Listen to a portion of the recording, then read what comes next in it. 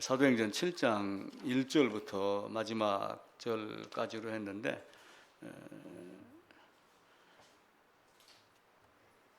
1절에서부터 15절까지만 그냥 함께 읽읍시다. 다 읽기가 좀 너무 기네요. 대제사장이 이르되 이것이 사실이냐?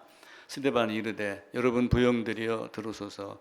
우리 조상 아브라함이 하란에 있기 전 메소포타미아에 있을 때 영광의 하나님이 그에게 보여 이르시되 네 고향과 친척을 떠나 내가 네게 보일 땅으로 가라 하시니 아브라함이 갈대아 사람의 땅을 떠나 하란에 거하다가 그의 아버지가 죽음에 하나님이 그를 거기서 너희에게 지금 사는 이 땅으로 옮기셨느니라.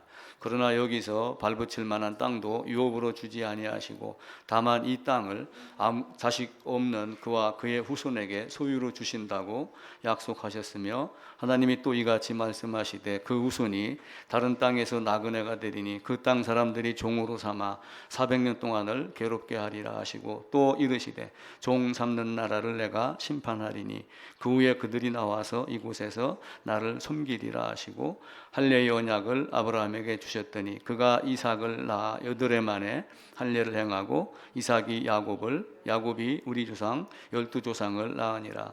여러 조상이 요셉을 시기하여 애굽에 팔았더니 하나님이 그와 함께 계셔 그 모든 환난에서 건져내사 애굽 왕 바로 앞에서 은총과 지혜를 주심에 바로가 그를 애굽과 자기 온 집의 통치자로 세웠느니라. 그때 애굽과 가나안 온 땅에 흉년이 들어 큰 환난이 있을세 우리 조상들이 양식이 없는지라 야곱이 애굽에 곡식이 있다는 말을 듣고 먼저 우리 조상들을 보내고 또 재차 보내매 요셉이 자기 형제에게 알려지게 되고 또 요셉의 친족이 바로에게 드러나게 되니라.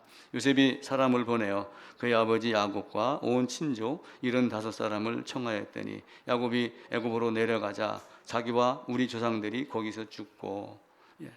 스데반이 창세기 전반을 말씀을 합니다.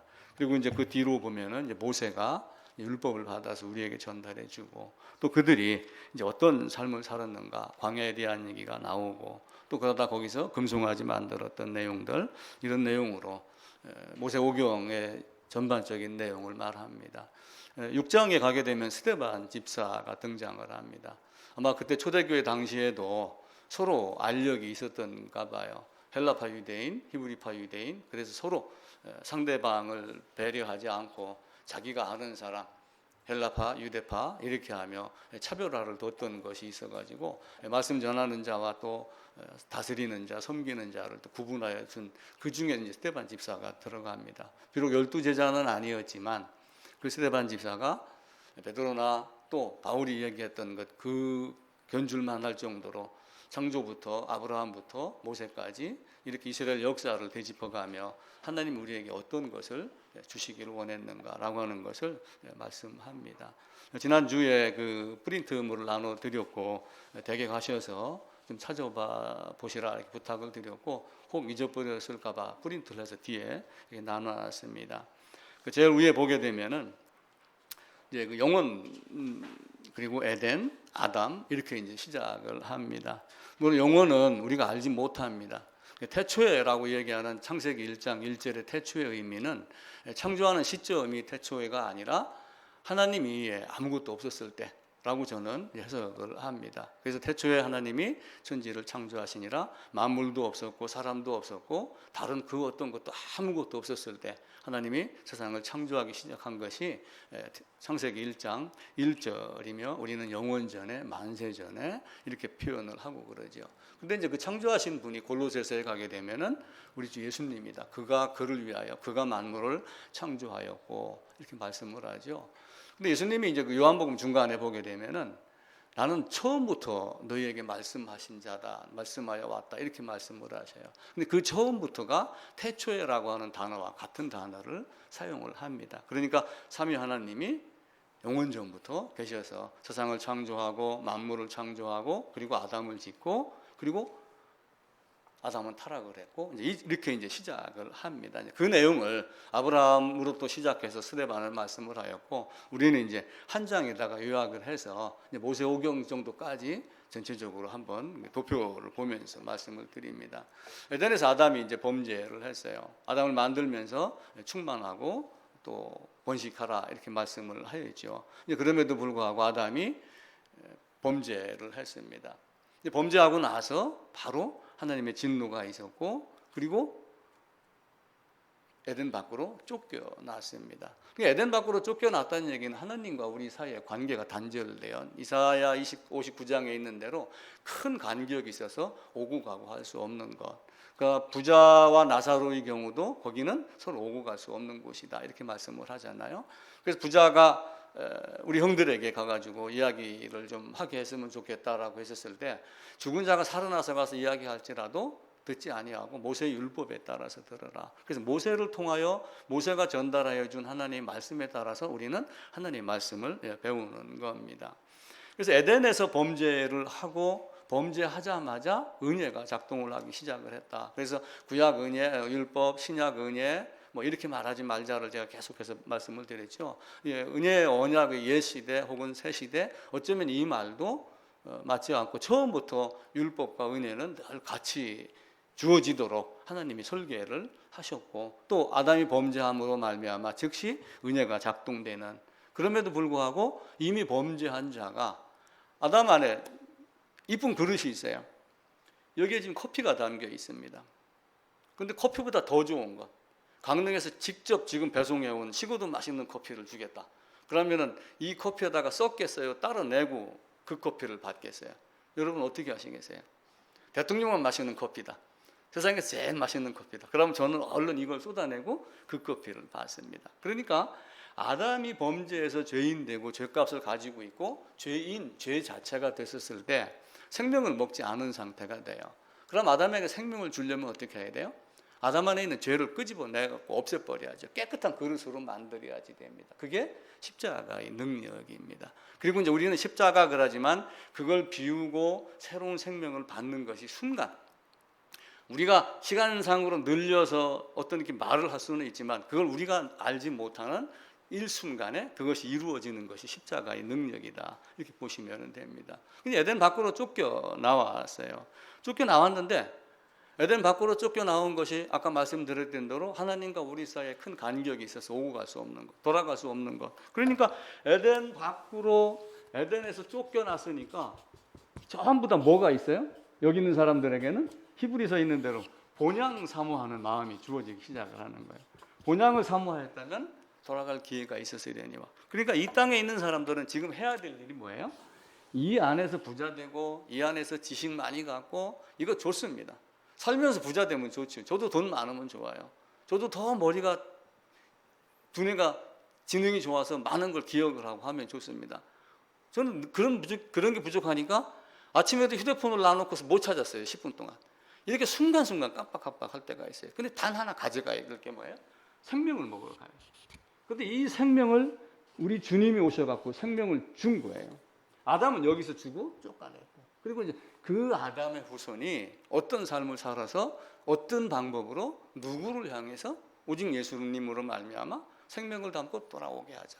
그러니까 그 불로 막은 것 거기를 통과할 수 있는 자는 예수 그리스도 안밖에 없다라고 하는 게 이제 아담에게 주어진 숙제입니다. 그런데 아담은 태어나서 이제 만들어지고 범죄하고 에덴 밖으로 쫓겨났어요. 그런데 쫓겨나서 자식을 둘 낳습니다. 창세기 4장 1절입니다.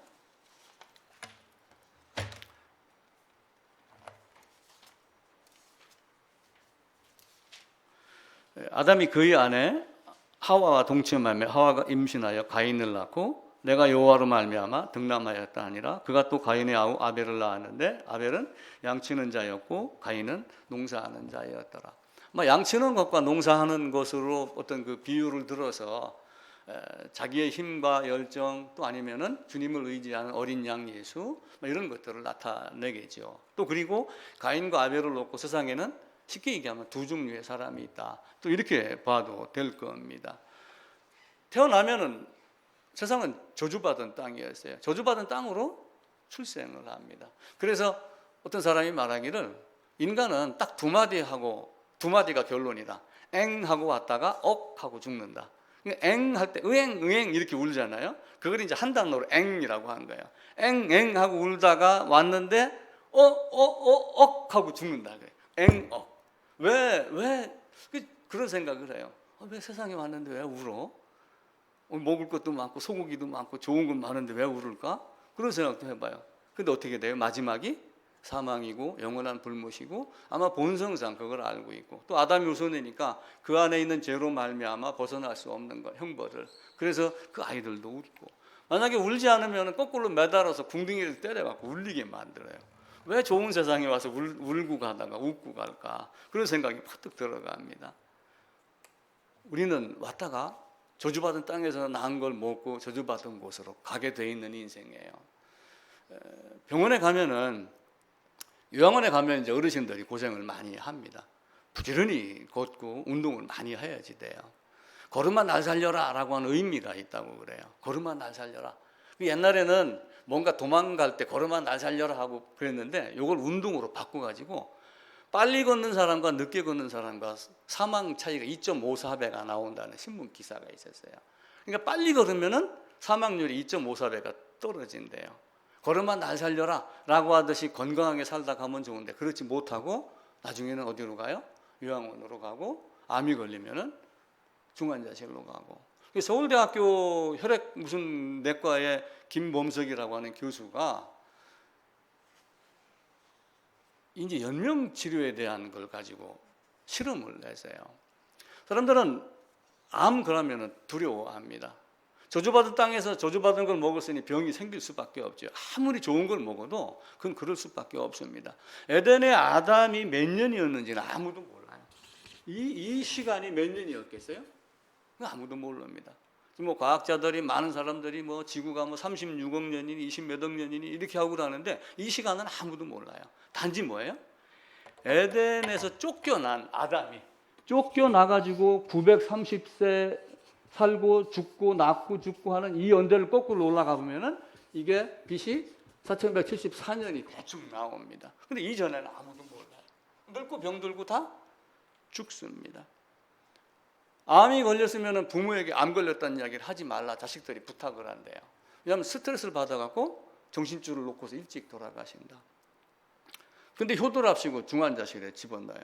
근데 그분이 의사가 중환자실의 실상을 찍어가지고 2분짜리 동영상을 보여주고 환자하고 환자 가족에게 어떻게 하시겠습니까? 그러니까 두려워서 거기 안 들어가겠다.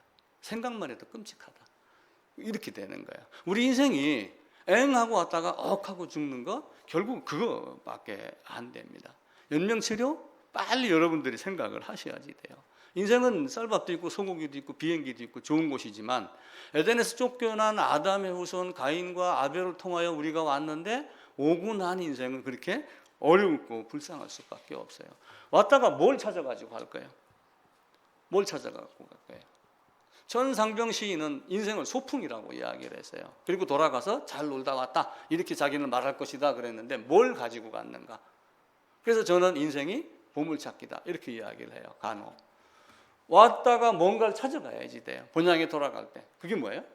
그것이 뒤에서 복음이에요. 생명이에요. 다른 거 아무것도 없어요. 딱 그거 나머지는 다 놓고 갑니다. 권력도 놓고 가고 집도 놓고 가고 아무것도 없이 다 놓고 갑니다. 근데 딱 가져갈 거는 그 보물, 복음, 생명 그것 하나예요. 우리는 그걸 찾으러 이 땅에 온 겁니다. 옛날에 숙제를 냅니다. 지금은 학교에서 체벌하지 말라고 그래가지고 체벌을 잘 안 해요. 근데 교묘하게 체벌을 하는 사람이 있어요. 어딜 때리냐면 발바닥을 때려요. 그럼 발바닥 검사는 잘 안 한답니다. 궁둥이는 한번 내려봐. 종아리는 한번 걷어봐. 때렸나 안 때렸나? 얼굴에 멍 들었나 안 들었나 살펴봅니다. 저희도 국민학교 다니고 그렇게 할 때 그렇게 했어요. 아주 얄궂은 선생님은 책상 위에 올라가서 앉으라고 그래요. 그리고 다리를 쭉 뻗으래. 자루 여기를 엄청 때리는 거예요. 엄청 아파요. 허벅지 맞는 것보다 더 아파. 근데 아무런 표도 안 나. 만약에 죽어서 그런 정도의 체벌이라면 나는 교회 안 다녀요. 몇 대 맞고서 말지. 근데 거기는 어디예요? 영원한 형벌. 우리가 생각할 수 없는 그 끔찍한 유황 불못에 들어가는 것이 세상 마지막의 모습입니다. 그러니까 가인과 아벨이 있는데 아벨은 더 나은 제사를 드렸다고 그래요. 그럼 더 나은 제사가 뭐였겠어요? 재물의 조음? 아니면 아벨이 정성을 들여서 열심히 충성스럽게 그것이 아니고 그리스도 예수의 복음, 양을 이야기를 하면서 아벨로 말미암아 복음을 또 넌지시 말하기 시작을 합니다. 창세기에서 아벨 그리고 가인에게 죽임을 당합니다. 그러니까 야곱이 있고 에서가 있고 그리고 아벨이 있고 가인이 있고 딱 이렇게 이삭이 있고 이스마엘이 있고 적대하는 세력을 두어서 때로는 훈련시키는 조교로 두기도 하고 부직갱이로 뒀다가 나중에 아궁이에다 집어넣는 이런 역할을 하기도 하고 또 한편으로는 세상에는 악한 세력이 있다라고 하는 것을 가르치기도 하고 그렇게 합니다. 근데 아벨이 죽으니까 하나님은 어떻게 해요? 목적 달성을 하십니까? 안 하십니까? 아벨이 죽고 셋으로 다시 살아나는 걸로 어쩌면은 부활의 소망을 우리에게 가르쳐 주는 것일 수도 있다 여겨집니다. 셋이 태어나서 그 다음에 많은 족속들이 일어나기 시작을 합니다. 창세기 5장입니다.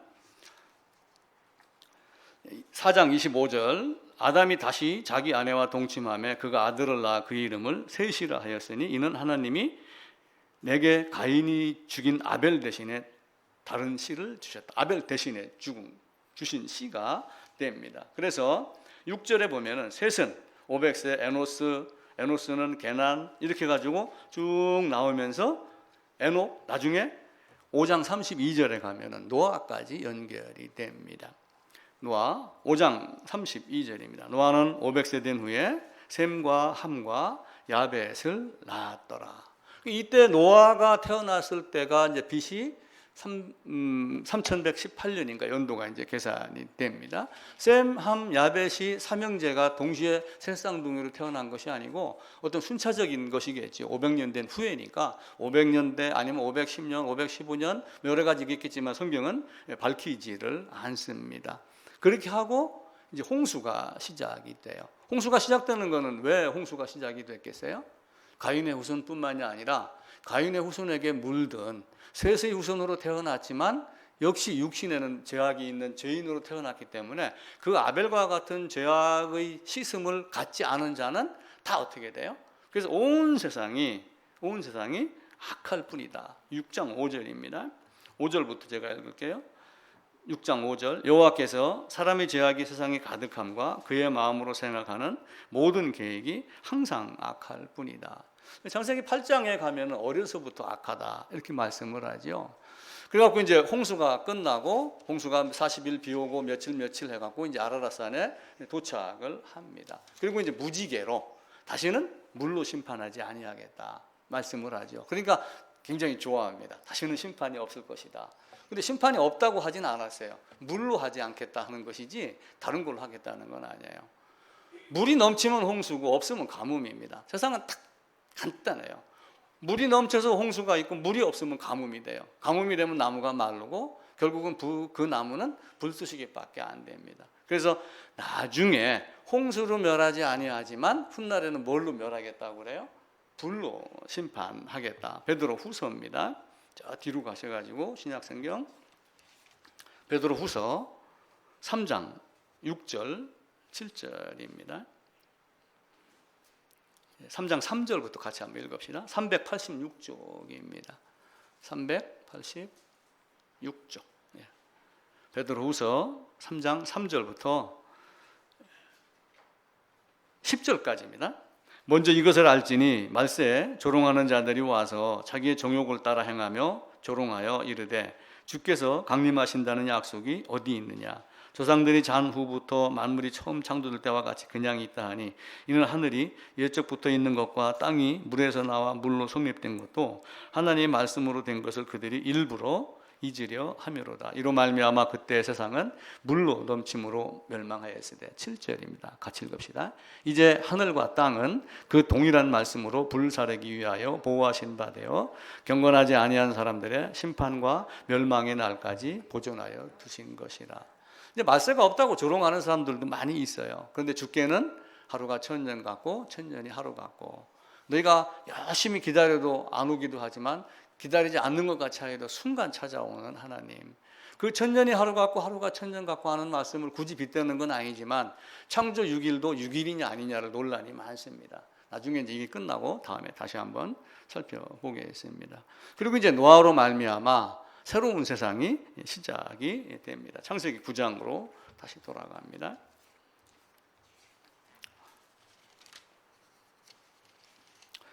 이제 아담을 짓고 땅에 충만하라 번성하라 이렇게 말씀했던 것을 노아에게도 또 이야기를 합니다. 구약성경 앞쪽에 10페이지 9장 1절입니다. 하나님이 노아와 그 아들들에게 복을 주시며 그들에게 이르시되 생육하고 번성하여 땅에 충만하라. 이렇게 하면 또다시 충만을 말하죠. 근데 땅에 충만해서 많은 민족이 퍼져 있는데 이제 그 충만한 백성들에게 아브라함을 통하여 복음을 전하게 하신 것이 이제 하나님의 말씀입니다. 그리고 세상은 어떻게 돼요? 9장 18절입니다. 방주에서 나온 노아의 아들들은 셈과 함과 야벳이며 함은 가나안의 아버지니라. 19절입니다. 노아의 이 세 아들로부터 사람들이 온 땅에 퍼지니라. 또 10장으로 가보겠습니다. 10장 1절입니다. 노아의 아들 셈과 함과 야벳의 족수는 이러하니 라고 하며 홍수 후에 그들이 아들들을 낳았으니 야벳의 아들, 6절에 함의 아들, 그리고 21절에 셈의 아들들이 나옵니다. 32절입니다. 이들은 백성들의 족보에 따르면 노아 자손의 족속들이요 홍수 후에 이들에게서 그 땅의 백성들이 나뉘었더라. 그래서 아담 그리고 가인, 이제 아담이 나왔어요. 나와갖고 아담, 그리고 아벨, 근데 다시 셋으로 주어졌고, 그러다가 노아, 그리고 노아, 셈, 또 하나 누구죠? 함, 야벳, 순서가 좀 바뀌었는지 모르겠네요. 이렇게 해서 온 땅에 사람들이 가득하게 됐어요. 근데 이들이 결국은 뭘 한 거예요? 바벨탑을 쌓은 거예요. 근데 바벨탑을 보면은 바벨탑 위에 이렇게 나선형으로 바벨탑을 만들었는데 꼭대기가 신전이에요. 신전 바로 무슨 얘기냐면은 하나님을 찾되 하나님 아닌 것을 하나님처럼 여기며 하나님을 찾는 과정. 근데 실제는 하나님이 아닌 우상을 찾는 거예요. 그래서 바벨론 신화를 보게 되면은 꼭대기 올라가 가지고 장대를 들고 하늘을 이렇게 찔러봤다고 그럽니다. 신이 어디 있어? 신이 어디 있어? 지난주에 그 소련 우주선 이야기했죠. 유리 가가린인가 그래요. 그 사람 이름이. 그 사람도 우주선을 타고 지구와 교신을 하며 별 사이를 돌아다녀도 이 우주선이 이리저리 다녀봐도 하나님이 없다 하더라 이렇게 말을 했다는 그런 이야기가 있긴 있습니다. 그리고 이제 이 노아의 아들 세 아들로 말미암아 온 세상에 사람들이 퍼졌는데 이렇게 해가지고 여기다가 신전을 쌓아갖고 하나님 아닌 것으로 하나님인 것처럼 여기는 우상을 만들, 자기 이름을 내고, 하나님은 온 백성에게 퍼져라 이렇게 이야기해요. 지구상에 충만해라, 번성하라. 근데 한 군데다가 모여서 떠나지 아니하고 우리 이름을 내고 우리가 힘을 합쳐서 자기 이름을 내자. 자기 이름을 낸다는 얘기는 무슨 얘기예요? 하나님 거부하는 거예요. 아담 마찬가지로 네가 하나님과 같이 되어라고 하는 얘기는 하나님 거부하고 자기 이름 드러내는 거하고 같은 거예요. 그래서 결국 아담도 범죄했고 이 사람들도 이제는 어떻게 해요? 언어를 흩습니다. 언어를 흩으니까 그 언어 흩어지고 혼잡했다는 의미가 아마 바벨 아마 이럴 거예요. 근데 그 흩어진 언어가 이제는 하나의 언어로 바뀌기 시작을 합니다. 물론 영어도 있고 불어도 있고 히브리어도 있고 뭐 여러 가지 아람어도 있고 소련어도 있고 일본말도 있고 다 있습니다. 근데 이 언어가 지금 어떻게 돼요? 앞으로는 영어 공부할 필요 없다 이런 얘기가 나올 정도로 통역기가 지금 발달을, 이어폰 통역기는 이미 나왔다고 그래요. 거의 뭐 팝하고 이런 거 들어가면 뭐 90몇 %는 뭐 가능하다. 그래서 휴대폰만 잘 활용하고 이 음성만 주고받고 이어폰만 있다라고 그러면은 대통령이 뭐 G7 회의 가가지고 그냥 한국말로 얘기하면 저쪽에서 영어로 통역해주고 하듯이 그런 세상이 올 것이다 라고 하는 겁니다. 그렇게 하며 그 중에서 누구를 뽑아낸 거예요? 이 중에는 수많은 사람들이 바벨탑을 쌓은 그 중에 한 사람을 딱 뽑아낸 거예요.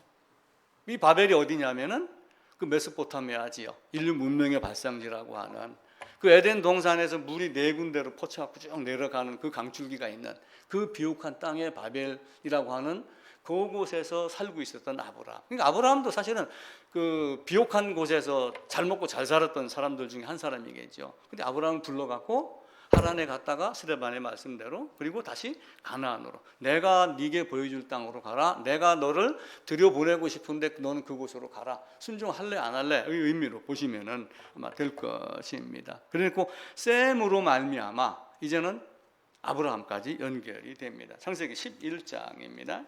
11장 10절입니다. 셈의 족보는 이러하니라. 셈은 100세 곧 홍수 후 2년에 아르박삿 낳았고 11절에 아르박삿, 13절에 셀라, 15절에 에벨, 다시 17절에 벨렙, 19절에 르우, 21절에 스룩, 그리고 22절에 나홀, 24절에 데라, 그리고 26절입니다. 데라는 70세에 아브라함과 나홀과 하란을 낳았더라. 또 이 역시 삼형제가 쌍둥이는 아니겠죠, 그죠? 데라는 70세에 아브라함과 나홀과 하란을 낳았더라. 데라의 족보는 이러하니라. 데라는 아브라함과 나홀과 하란을 낳고 하란은 롯을 낳았으며, 이제 그 도표를 그 중간쯤에다가 이제 그려놨습니다. 바벨탑 밑에 보면은 셈, 아르박삿, 나홀, 데라 해갖고 데라가 11장 32절에 보면은 205세가 돼서 죽습니다. 205세.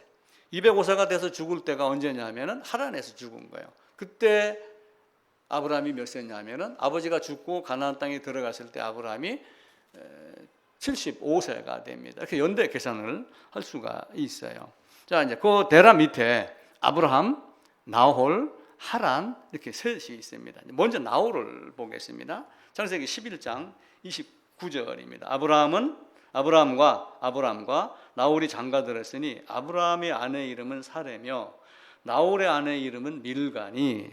자, 도표 보시면은 나홀의 아내 이름은 밀가니 해갖고 나홀과 밀가가 이제 결혼한 걸 제가 이중선으로 이렇게 표시를 했습니다. 그리고 하란이 딸이요, 하란은 밀가의 아버지이며 또 이스가의 아버지더라라고 하면 이제 하란이 어떤 사람인가가 또 나옵니다. 그러니까 데라가 아브라함, 나홀, 하란을 낳고 나홀은 밀가하고 결혼을 했고 밀가의 아버지는 하란이고 하란이 롯도 낳고 이스가도 낳았고 한 가계도를 제가 그려놨습니다. 이제 롯은 하란의 이제 아들이며 아브라함의 조카가 되겠죠.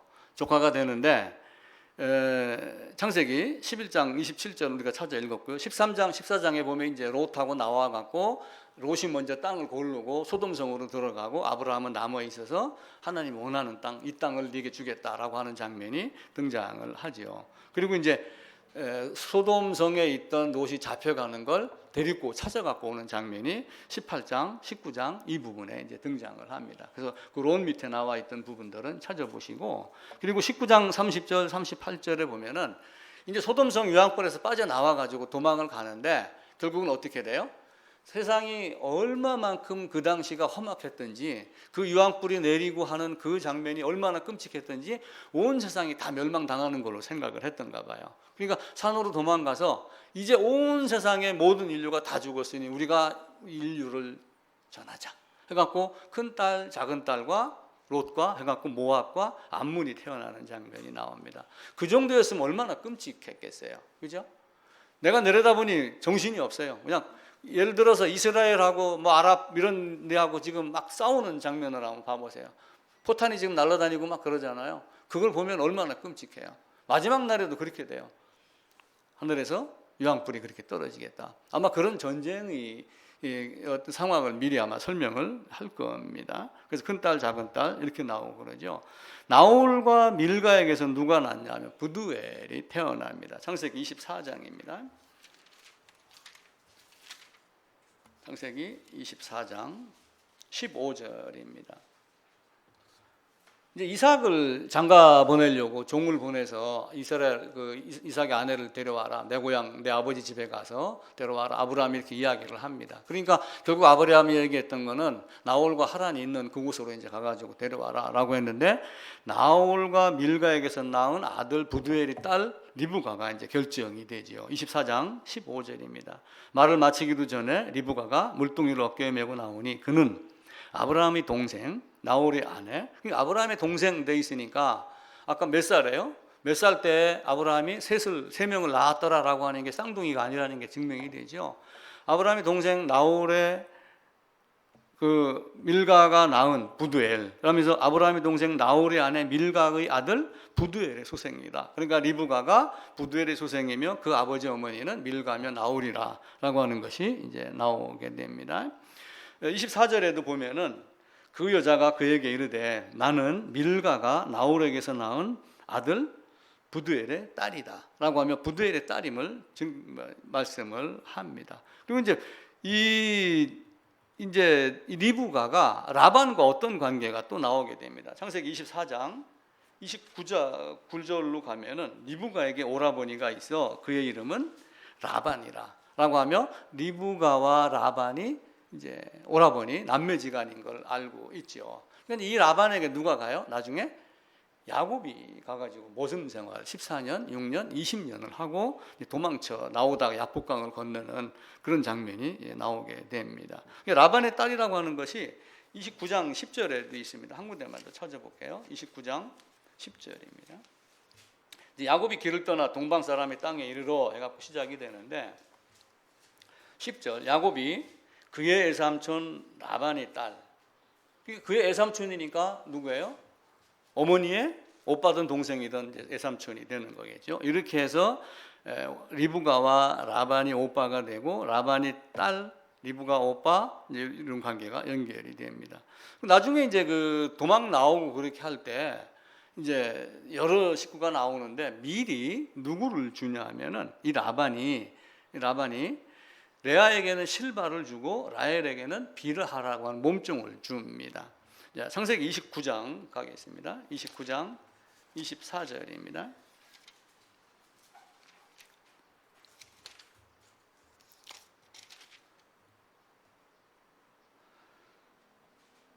이제 라헬에게 마음이 뺏겼죠. 근데 이제 결혼을 하고 나니까 아침에 일어나 보니까 누구예요? 라헬이 아니고 레아라. 25절입니다. 야곱이 아침에 보니 레아라. 라반에게 이르되 외삼촌이 어찌하여 내게 이같이 행하셨습니까? 라고 왜 나를 속였느냐 따지고 그러니까 우리 동네는 그런 법이 없느니라 이야기를 하면서 언니 먼저 보내고 그리고 언니와 신혼의 기간을 7일을 채워라. 그러면은 나중에 라헬도 주겠다라고 하면 7일 채우고 7년을 봉사를 하고 나중에 어떻게 해요? 라헬을 얻습니다. 그 내용이 이제 29장에 이렇게 나오게 되죠. 그때 이제 누구를 주냐면은 실바를 줍니다. 30장 라헬이드 내 요종 비라에게로 가라.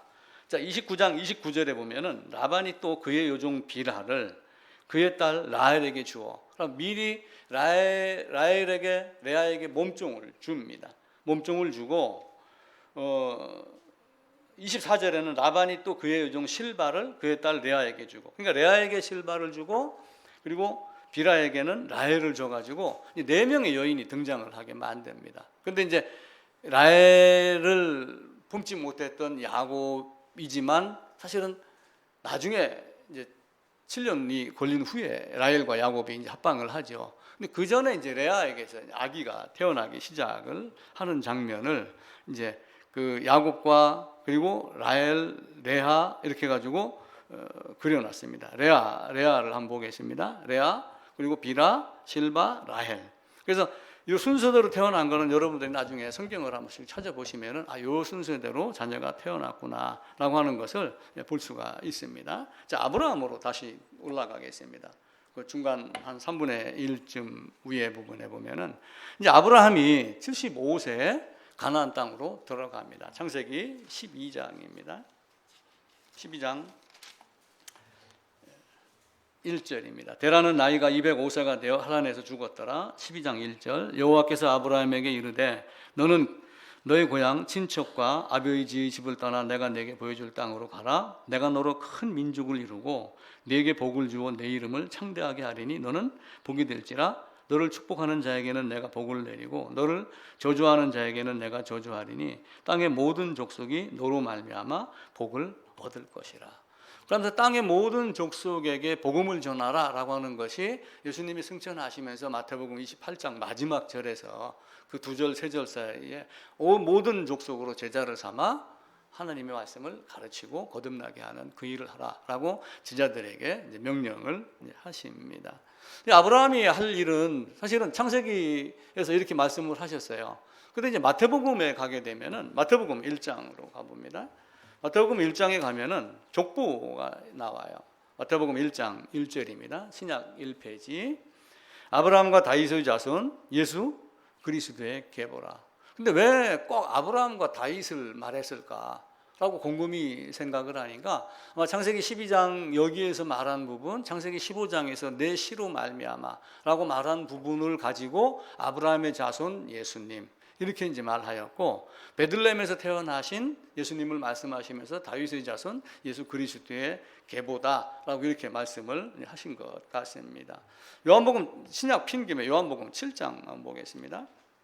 요한복음 7장을 보게 되면은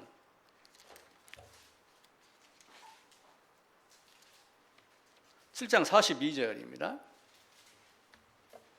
성경에 이르기를 그리스도는 다윗의 씨로 또 다윗이 살던 마을 베들레헴에서 나오리라 하지 아니하였느냐 말합니다. 사무엘상에도 보면 베들레헴 사람 2세 이렇게 이야기를 하죠. 또 룻기서 제일 마지막에 가면은 그 보아스가 베들레헴 사람이며 거기에 다윗까지 등장을 합니다. 그러면서 이게 요한복음 7장하고 연결이 되면은 다윗이 살던 그 동네 베들레헴에서 나오리라 그리스도 예수가 라고 하고, 미가서 5장 2절에 오른쪽 제일 아래 보면 그리스도 예수라고 하는 말씀, 마태복음 1장 1절 16절 그 밑에 작은 것으로 세 줄을 해놨는데, 미가서 5장 1절에서 보면 베들레헴 에브라다야 라고 하며 그 에브라다 베들레헴에서 우리 주님이 태어날 것을 미리 말씀을 합니다. 그럼 이제 이사야서로 가게 되면은 이사야서 7장입니다. 이사야서 7장.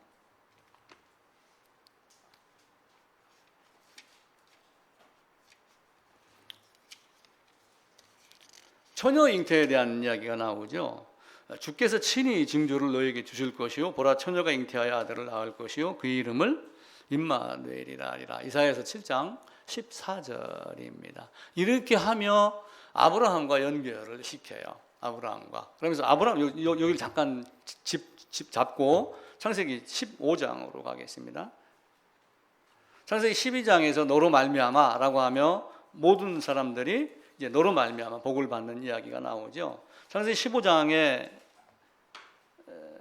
4절부터 보면은 여호와의 말씀이 그에게 임하여 이르시되 그 사람이 내 상속자가 아니라 내 몸에서 날 자가 내 상속자가 되리라 하시고, 그를 이끌고 밖으로 나가 이르시되 하늘을 우러러 무뼈를 쓸 수 있나 보라. 또 그에게 이르시되 내 자손이 이와 같으리라 라고 하며 아브라함의 자손으로 말미암아 많은 민족이 나오고 그 중에서 그리스도 예수가 나올 것을 말씀을 합니다. 그 아브라함 돼 있는 그 바로 위에 보면은 땅의 모든 족속이 너로 말미암아 해서 성경 구절을 몇 개 적어 놓은 게 있어요. 거기 보기 전에 아까 폈던 이사야서 7장 14절 보시고 그 뒤로 가면은 이사야서 9장에 나옵니다.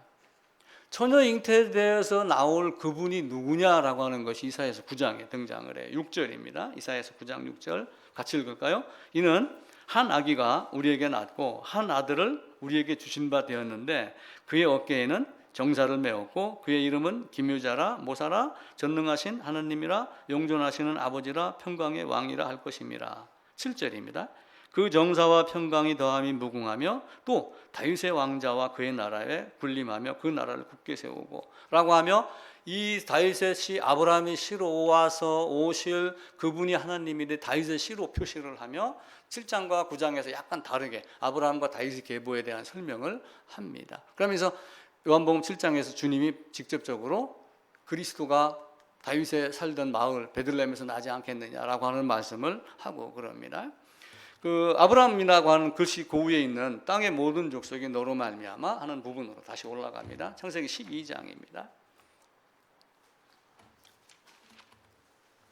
1장 28절에서부터 이제 땅에 충만하라 번성하라는 이야기가 나와요. 9장 1절로 갑니다. 거기 있는 거 차례대로 한번 찾아볼게요.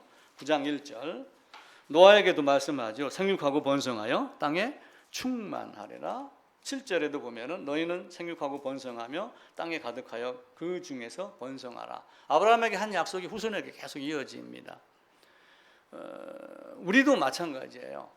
우리도 우리의 후손으로 말미암아 우리의 씨가 계속 전해져 내려옵니다. 내일 카톡에 올릴 걸 제가 어제 밤에 잠깐 준비를 하며 썼는데, 어떤 사람이 오아시스를 가다가 목이 말랐는데 오아시스를 만났어요. 오아시스에서 과일도 먹고 그늘에서 쉬기도 하고 물도 먹고 그리고 떠날 때 감사 인사를 한답니다. 유대인들이 어떻게 감사 인사를 하느냐라고 하는 내용이 탈무드에 나와 있더라고요. 근데 예를 들면은 야, 너 참 잘 되기를 원해 이렇게 하면 좋은데, 이미 오아시스는 이 나그네가 갖지 못했던 물을 가지고 있죠. 나무도 갖고 있고 열매도 갖고 있고 그늘도 갖고 있고 다 갖고 있어요. 그러니까 이렇게 다 갖고 있는 자에게는 어떻게 감사하고 축복 인사를 할 건가라고 하는 내용이 나오면서 너가 더 충실하게 열매를 맺고 그 열매로 말미암아 또 다른 나무가 나와서 너와 같이 그렇게 훌륭한 일을 나그네에게 물과 그늘과 물을 주는 과일을 주는 그런 사람이 되기를 원하노라. 그러니까 우리도 당신이 잘 돼 있는 상태에서 당신의 자녀들도 당신과 같게 되기를 원합니다. 이것이 가장 큰 축복이라고 그래요. 축복의 메시지를 이야기를 할 때. 그래서 우리도 다른 사람과 이야기할 때 그렇게 하지만 성경도 계속 아브라함에게 약속하신 말씀을 끝없이 이어져 나가는 것이 나와요. 그러면서 아브라함에게, 노아에게, 그리고 저 뒤에 가서 예수님은 제자들에게 모든 백성에게 복음을. 그러면서 디모데서에서는 모든 사람이 구원을 받으며 진리를 아는데 이르기를 원한다라고 하는 하나님의 간절한 마음을 얘기를 하는데 그 모든 사람이라는 단어를 자꾸 끄집어다가 누구나 다 구원받는다 이런 쪽으로 접근하는 사람들도 있죠. 근데 그렇게 되면 안 되죠. 13장입니다. 창세기 13장 15절. 보이는 땅을 이제 롯이 떠난 후에 이제 이야기를 해요. 네게 보이는 땅을 내가 너와 네 사돈에게 주리니 영원히 이르리라. 내가 네 자손이 땅에 티끌 같게 하리니 사람이 땅에 티끌을 능히 셀 수 있을지인데 네 자손도 세리라 라고 하며 아브라함에게 이제 엄청난 축복을 줍니다. 17장입니다. 17장 5절부터 볼게요. 이제부로는 내 이름을 아브라함이라 하지 아니하고 요 앞에는 아브라함이라고 하면 안 되는데 자꾸 버릇이 돼갖고 저도 그냥 아브라함을 아브라함이라고 부릅니다. 그냥 이해를 하시면 됩니다. 내 이름을 아브라함이라 하지 아니하고 아브라함이라 하리니 이는 내가 너를 여러 민족의 아버지가 되게 함이라. 내가 너로 심히 번성하게 하리니 내가 네게서 민족들이 나게 하며 왕들이 네게서 나오리라.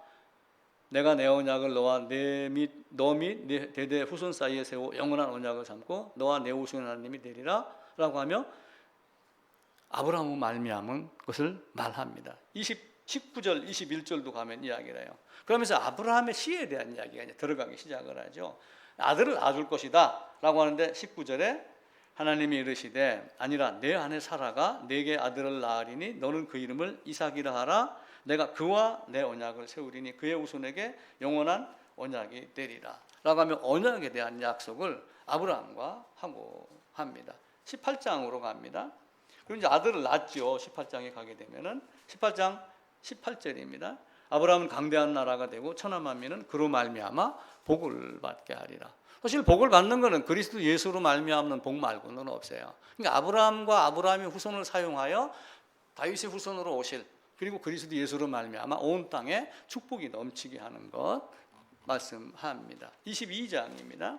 22장 17절 18절입니다. 28페이지죠. 같이 읽읍시다. 2절. 내가 네게 큰 복을 주고 내 씨가 크게 번성하여 하늘의 별과 같고 바닷가의 모래와 같게 하리니 내 씨가 그 대적의 성문을 차지하리라. 또 내 씨로 말미암아 천하 만민이 복을 받으리니. 물론 아브라함의 씨가 자기 할 일을 해서 그들로 말미암아 많은 사람이 축복의 복음을 받으면 더욱 좋아요. 그런데 결국 이 씨는 복수가 아니라 단수를 사용을 하면서 그리스도 예수 한 분으로 초점을 맞추기 시작을 합니다. 그러니까 예전부터 창세기 이후부터 이 아담부터 결국 이 아담이 가죽 옷을 지어 입은 것은 그 누구를 이야기를 해요? 예수 그리스도 어린 양을 이야기를 합니다. 양이신 그리스도. 그리고 아벨이 나왔어요. 그래갖고 가인 아벨이 나왔는데 아벨도 양으로 제사를 드렸어요. 이 양도 뭘 이야기를 해요? 예수 그리스도로 말합니다. 계속해서 이렇게 가지고 레위기에서 그 제사의 방법을 제사를 양 혹은 염소, 다른 소, 양 이런 많은 걸로 가르치고 있죠. 22장 17절 18절입니다. 다시 한번 읽을까요? 내가 내게 큰 복을 주고 내 씨가 크게 번성하여 하늘의 별과 같고 바닷가의 모래와 같게 하리니 내 씨가 그 대적의 성문을 차지하리라. 또 내 씨로 말미암아 천하 만민이 복을 얻으리라 라고 하며 이제 아브라함의 자식 이삭의 씨 그리고 쭉 내려가다가 누구로 연결이 돼요? 다윗의 씨 다윗으로 말미암아 그리스도 예수. 그래서 마태복음 1장 1절이 아브라함과 다윗의 계보라라고 하는 말이 성립이 됩니다. 26장으로 가볼게요. 26장 3절 4절입니다. 이 모든 땅을 너와 내 자손에게 주리라. 내가 내 아버지 아브라함에게 맹세한 것을 이루어 4절 내 자손을 하늘의 별과 같이 번성하게 하며 이 모든 땅을 내 자손에게 주리라. 내 자손으로 말미암아 천하 만민이 복을 얻으리라. 계속해서 그리스도 예수로 초점을 맞춰갑니다. 35장입니다. 35장 11절 12절입니다. 네 이름이 야곱이다마는 이제 다시는 야곱이라 하지 아니하고 이스라엘이라 하겠다라고 하며 11절에 말합니다. 하나님이 그에게 이르시되 나는 전능한 하나님이라 생육하며 번성하라. 한 백성과 백성들의 총회가 내게서 나오고 왕들이 내 허리에서 나오리라. 물론 열왕들만 말하는 것은 아닐 겁니다. 열왕들이 있죠. 근데 결국은 그 왕들의 후손을 통해서 누가 나와요? 그리스도 예수가 나오는 것. 그 밑에 이제 땅에 대한 부분도 나와요. 근데 왜 이렇게 아브라함을 굳이 사용을 하고 다윗을 사용을 했을까? 아브라함을 왜 택했을까요? 특별한 사명을 준 거예요. 임무를 준 겁니다. 쉽게 얘기하면은 지금 이 상태에서 저를 불러내갖고 목회를 하게 한 거예요. 듣든지 아니 듣든지 또 아니면은 열심히 들으려고 하는 분에게 제가 할 수 있는 최선의 방법을 통해서 하나님의 말씀이 이러하시다라고 전할 수 있는 방법을 자리를 만들어 준 거예요. 아브라함에게도 그와 같은 능력을 주고 그와 같은 권세를 주면서 아브라함 너로 말미암아 내 자식으로 말미암아 이삭으로 말미암아 난 자라. 그 이삭으로 말미암아 난 자라 하는 것은 단순하게 혈통 문제만을 떠나서 모리아산의 번제로 드려진 것까지도 우리가 기억을 해야지 돼요. 아브라함이 어떤 과정을 거쳐서 이삭의 후손이 나오는가라고 하는 것까지 보여야지 됩니다. 그래서 이런 모습, 이 왕들의 허리에서 네가 나오겠다라고 하며 나오는 그 아브라함을 왜 택했을까라고 하는 거예요. 그런데 예수님은 이제 간결하게 말씀을 합니다. 요한복음 4장 가보겠습니다. 요한복음 4장 22절입니다. 사마리아 여인하고 이야기를 해요. 우리는 뭐 여기서 예배도 하고 너희는 저기서 예배하고 막 이런저런 이야기를 많이 하고 그러는데 22절에서 너희는 알지 못하는 걸 예배하고 우리는 아는 것을 예배하노니 이는 구원이 유대인에게서 나옵니다 라고 하며 아브라함을 택하여 복음 선포자로 사명을 삼은 것, 그게 아브라함의 선택한 목적이고 이유이고 아브라함이 감당해야 될 몫입니다. 그래서 로마서의 3장에 가게 되면은 바울이 이야기를 해요. 유대인의 나음이 무엇이냐. 그래서 그 성경 두 구절을 거기다가 적어놨어요. 유대인의 나음이 무엇이냐? 하나님의 말씀을 맡았습니다. 단지 맡은 걸로 사용을 한 거지 유대인에게만 필요한 성경이 아니에요.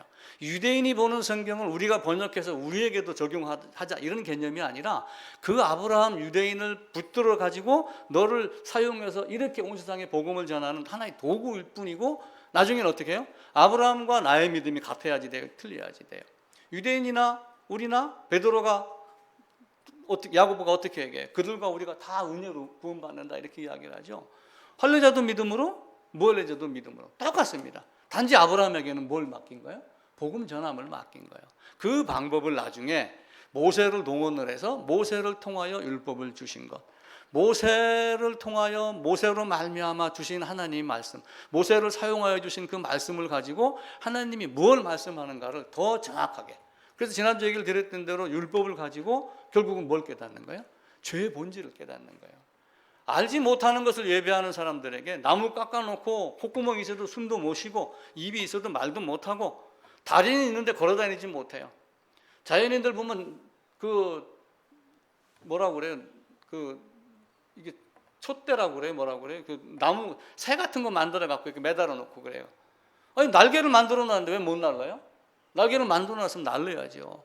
날개가 있어도 못 날르고 입이 있어도 말도 못하고 콧구멍이 있어도 숨도 못 쉬고 귀가 있어도 듣지도 못하고 눈이 있어도 보지도 못하고 다리가 있어도 걷지도 못하고 넘어질까 두려워서 장도리로 못을 박아갖고 세워놓고서 거기다가 절하는 사람들, 알지 못하는 것을 예배하는 사람들이 많은 거예요. 그 사람들에게 천지를 지으신 이는 하나님입니다. 너를 지으신 이는 하나님이고 이렇게 악한 세상에서 물로 심판을 하였듯이 마지막 날에는 불로 심판을 하겠다. 이건 성경이 가르쳐주는 거예요. 물론 여기서 배울 수 있는 지혜도 많아요. 시편, 잠언, 전도서와 같이 시가서와 같이 많은 것이 우리에게 도움이 되게 돼요. 욥기서와 같이 때로는 과학이 증명하지 못한 것도 이야기할 수도 있어요. 근데 궁극적으로 목적은 뭐예요? 에덴에서 쫓겨난 자가 어떻게 하면 이 양의 옷을 입고 양 안으로 들어가서 양과 함께 이 안에 들어갈 건가? 불검으로, 화염검으로 거기를 지키고 있는 것을 무슨 제조로 통과할 것인가? 이걸 한 가지 놓고 가는 거예요. 그러니까 이걸 못하면은 하고 죽는 거고 하고 왔다가 이걸 알면은 웃으면서 죽을 수 있어요. 오래전에 이북에서 이렇게 탈북해갖고 넘어온 의사가 있었어요. 김만철 씨라고. 이름이 아마 맞을 거예요. 아마 김만철 씨 맞는가요? 그 김만철 씨가 의사였어요. 의사인데 한국에 와서, 이제 물론 이북의 의료 장비와 이런 게 틀리기 때문에 한국에서 진료하는 것은 굉장히 어려워하기도 합니다. 처음에는 적응하려면 한참 노력을 해야 되겠죠. 영안실에 관심을 많이 가졌어요. 죽은 사람 얼굴을 보면서, 물론 이제 그 염을 하는 사람들이 어떻게 마침 이렇게 주무르면 얼굴이 평안하게 되기도 하고 그렇게 한다고 그래요. 뭐 또 어떤 사람이 막 몸이 갈아져 갖고 이제 막 죽어가는 그 와중에 딱 들리는 소리가 있었답니다. 등을 막 두드리면서 어떻게 하면은 염하기가 좋더라, 이런 말이 자기한테 딱 들리는 게, 깨고 나서 그 생각을 한 적이 있었다고 그래요. 그런 정도로 이제 얼굴을 보면서 왜 이 사람 얼굴은 이렇게 찡그리고 죽었고 이 사람 얼굴은 이렇게 화평했고 했는데 종교를 살펴봤다고 그래요. 그랬더니 가장 평온한 얼굴로 돌아가셨던 분들에 따져보니까 기독교가 다수 월등하게 많더라. 엊그저께도 그 축구 감독했던 그 유상철이라고 하는 분이 50살인가 51살인가 되더라고요. 너무 젊더라고요. 췌장암인가로 해갖고 돌아가셨어요. 죽었어요. 그게 이제 신문 기사에 다 나왔어요. 인터넷 기사를 이제 들어가서 보니까 나중에는 이렇게 다 나오고 밑에 딱 해갖고 성도 유상철 해놔. 나중에는 신문이 점점 가려가지고 위에 그 밑에 건 잘라내고 위에 것만 벗겨주기 시작을 하더라고요. 아니 축구 감독의 영광만 가지고 가면 하나님 나라 못 가나요? 왜 성도자를 꼭 붙이고 싶어요? 복음을 가지고 가야 되기 때문에 그래요. 빈손으로 왔다가 빈손으로 가는 것 같지만 우리는 보물찾기 하러 온 인생이에요. 소풍 왔는데 소풍에서 보물찾기 한 사람하고 못 산 사람하고 달라요. 지금은 워낙 놀이기구가 좋아서 그렇지 옛날에 우리 국민학교 다닐 때는 자라밭에 가서 보물 하나 찾아갖고 아이스케이크 하나 먹으면 그게 최고였습니다. 그런 왜 그 보물을 생각하지 않고 엉뚱한 거에 매달려요. 그러니까 우리가 성경에서 찾아야 될 것은 사실은 그것 한 가지예요. 그러니까 아브라함을 통하여 그것 주기를 원한 겁니다. 그리고 아브라함의 씨로 말미암아 이제는 계속해서 다윗으로 그리고 그리스도 예수로 나오도록. 근데 대적하는 자가 이제 계속 생겨요. 대적하는 자가. 이제 아브라함과 사레가 이제 결혼을 했어요. 근데 사레가 이제 죽고 나서 거기 이제 아브라함 밑에 옆에 이제 그 지난주 이상 밑에다가 점선을 했는데 잘못 붙인 것 같아갖고 위쪽으로 좀 옮겼습니다. 사레가 죽고 그두라라고 하는 이제 여인을 맞이해서 미디안을 태어나게 합니다. 근데 이제 미디안 종족이 태어나는데 이 미디안 종족이 이제 한 역할이 크게 따지면 성경에서 두드러지게 두 가지가 등장을 해요. 하나는 이게 노예 장사를 했어요.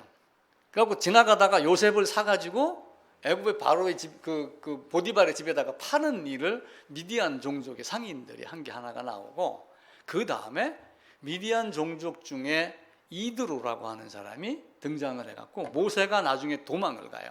도망을 가는데 어디로 가냐? 미디안 광야로 가가지고 십보라라고 하는 여인을 만났는데 아버지가 이드로고 미디안 족속이. 그래서 그두라로 말미암아 미리 준비를 해놓죠.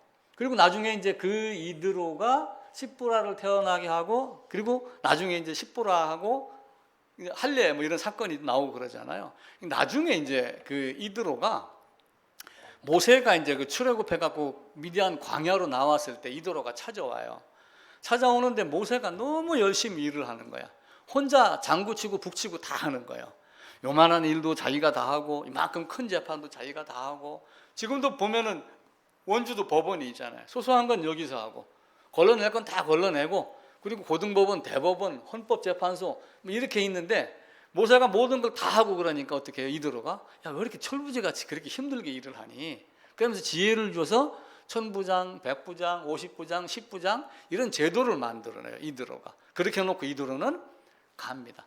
아마 할례 때문에 아마 그 모세가 화가 나가지고 그 십보라를 아버지에게 아마 돌려보냈을 거예요. 성경에 돌려보냈다는 말은 나오지 않는데 나중에 이드로가 찾아올 때 십보라하고 자식을 데리고 와요.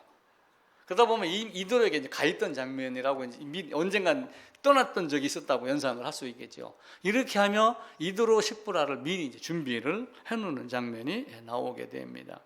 그리고 이제 하갈이 등장을 하죠. 사라 옆에. 사라가 이제 자식을 못 낳으니까 그래서 옛날에는 이렇게 첩을 주는 거죠. 예를 들면 레아가 그 실바를 주고 실바가 자식을 낳아요.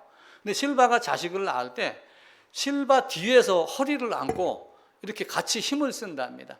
야, 힘내 하고 뭐 이렇게. 그러면 그렇게 하면은 내가 자식을 못 낳고 그 자식을 낳게 하면은 이 종이 낳은 자식이 누구의 자식이 되냐면 법적으로 나의 자식이 돼요. 옛날에는 그렇게 했어요. 그래서 실바가 그리고 또 그 누구야 빌하가 낳은 자식이 다 사실은 레아나 라헬의 자식이 되는 경우가 있어요. 근데 이제 하갈이 자식을 낳잖아요. 사례가 못 나니까. 근데 하갈로 말미암아 이스마엘이 태어났는데 이 이스마엘이 이제 족보가 역대상에도 나오고 그리고 이제 창세기 25장에 쭉 나오면서 족보는 대충 몇 줄로 해서 끝납니다. 이스마엘 족보, 에서의 족보 대충 해서 끝나고 그래요. 그래서 이런 걸 보고 나면은 1000대까지 10,000대까지 축복을 주겠다라고 하는 그 축복과 3, 4대 만에 그치겠다라고 하는 축복은 엄청난 겁니다. 3, 4대 만에 멸절시키겠다라고 하는 것은 씨가 끊어지겠다. 아니 그 종족이 사라지게 하겠다라고 하는 저주받은 이야기거든요. 그래서 우리도 자칫 잘못하면은 진짜 저는 뭐 이상한 말 하는 그런 경우도 많이 있었어요. 그래서 우리가 늘 축복받는 그런 모습으로 가기를 부탁을 드립니다. 그 야곱 옆에 가면은 쌍태가 있어요. 쌍태가 있는데 이제 야곱하고 에서가 이제 태어나고 그러죠. 이제 요 부분은 다음 주에 보는데 요 부분은 이제 댁에 가셔서 요 에서가 에돔이라고 하는 장면을 성경 구절로 몇 구절 쭉 적어놨거든요.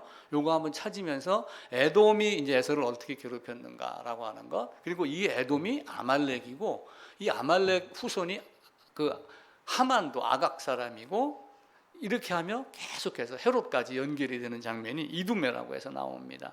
물론 이두메는 성경에 단 한 번 나오지만 로마 사람들이 에돔을 이두메라고 이야기를 하면서 이제 안티파터가 아마 할아버지 그 아들이 안티파스 아마 이런 순서로 돼 있을 거예요. 그래갖고 나중에 헤롯에게 이제 그 왕자가 나오면서 예수님을 죽이는 것까지 대적을 하는 것. 그러니까 하갈, 이스마엘, 야곱, 에서, 야곱 계속해서 이렇게 대척점에 있어가지고 하나님의 사람을 괴롭게 하는 이런 장면들이 나오죠.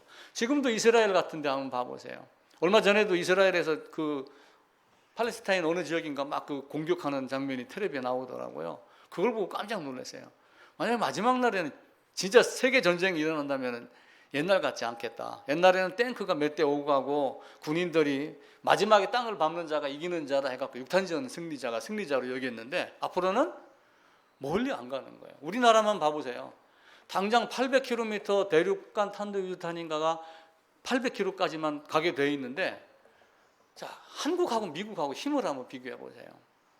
포탄 만드는 것도 미국이 허락을 맡아야지 포탄을 만들어요. 미국이 허락을 해야지 800km까지도 간신히 만드는 거예요. 근데 그게 이번에 한국과 문 대통령 가가지고 바이든하고 회의를 통해 가지고 거리 제한을 없애버렸어요. 그러니까 우리나라도 포를 만들면 소련도 가고 중국도 갈 수도 있는 거예요. 그럼 중국이 또 가만히 있겠어요? 이렇게 하다가 마지막 순간에 저 계시록에 있던 어느 구절 말씀대로 순간적인 사건이 일어나며 대전쟁이 일어나지 않을까. 그래서 3분의 1이 죽고 3분의 1이 죽고 하는 이런 내용들이 상상하기도 어려워. 너무 그 내용들이 무서워서 기절하겠다. 복음서는 그렇게 기록을 합니다. 만약에 여러분 그런 기록 보면 어떻게 돼요?